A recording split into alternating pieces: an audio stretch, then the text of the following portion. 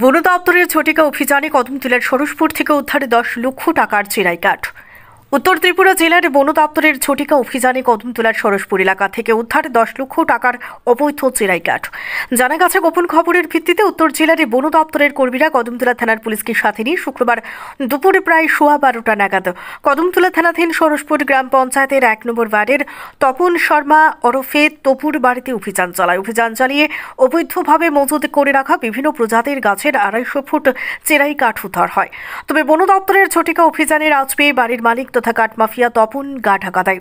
এদিনের ঝটিকা অভিযানে উপস্থিত ছিলেন জেলা বন আধিকারিক সুমন মাল্লা, মহকুমা বন আধিকারিক অশোক কুমার, রেঞ্জার সুপ্রিয় দেবনাথ, মহকুমা পুলিশ আধিকারিক দেবাশিস সাহা, বিভিন্ন ফরেস্ট বিটের বিট অফিসার সহ কদমতলা থানার পুলিশ। এই মর্মে জেলা বন আধিকারিক সুমন মাল্লা জানান, গোপনের খবরের ভিত্তিতে এই অভিযান চালিয়ে বিভিন্ন মাপের চিরাই কাঠ উদ্ধার করেছেন, যার বাজার মূল্য 10 লক্ষ টাকা। তিনি জানান, এই কাণ্ডে বাড়ি মালিকের বিরুদ্ধে মামলা রুজু করে তদন্ত শুরু করা হবে। সাথে উদ্ধারকৃত কাঠগুলো জুড়ি রিজার্ভ ফরেস্ট এবং কাঞ্চনপুর থেকে অবৈধভাবে এনে মজুত করা হয়েছে বলে জানান। তার দাবি, এই ধরনের অভিযান আগামী দিনেও অব্যাহত থাকবে। সরসপুর গ্রাম পঞ্চায়েতের 1 নম্বর ওয়ার্ডে একটা বাড়িতে প্রচুর পরিমাণে চোরাই কাঠ জব্দ করতে পেরেছি। প্রায় 250 ফুটের মতো কাঠ হবে, যার বাজার মূল্য 10 লাখ টাকার কাছাকাছি হয়ে যাবে এখন যে সেগুন আছে।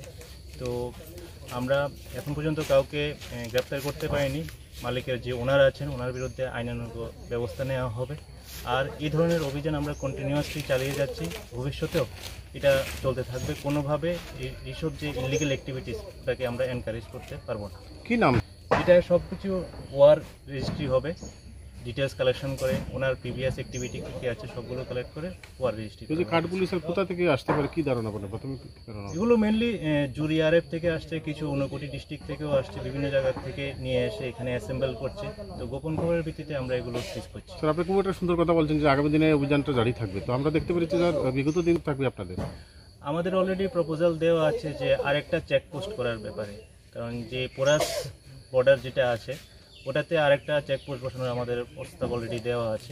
আশা করি ওটা হয়ে গেলে পরে অনেকটা এই যে ইলিগাল অ্যাক্টিভিটি রেস্ট্রিক্ট করা যাবে। চোরাইবাড়ি থেকে কিশোর মল্লিকের রিপোর্ট, সত্যের খোঁজে 24 ঘন্টা।